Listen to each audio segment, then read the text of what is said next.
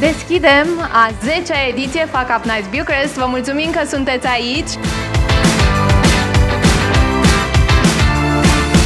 Ce scrie în contractul tău cu clientul pe care tocmai ai livrat asta? Moment în care m-am întrebat, trebuia să am un contract?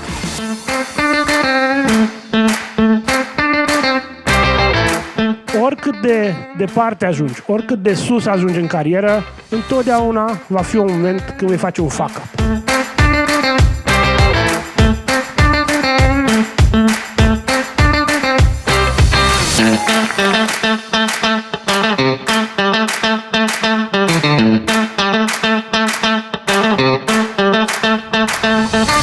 Vă las și cu un citat de la mentorul meu. Don't be good, be great. Doar așa poți să be great prin foarte, foarte multe fuck-up-uri. În clasa a 4-a am luat premiul la Canguru.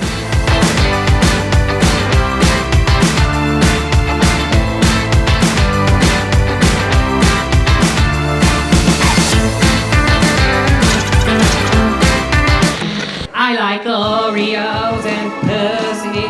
Yeah, in that order. And I cried for an hour after watching Toy Story 3. I am the right brain. Muzica lui e foarte frumoasă. Mulțumim! Mulțumim frumos!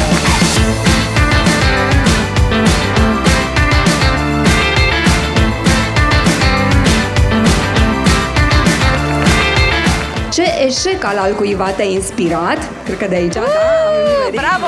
Felicitări! Și a doua întrebare, când îți dai seama că un proiect e fuck-up și când renunți? Cred că acolo, da? Ok.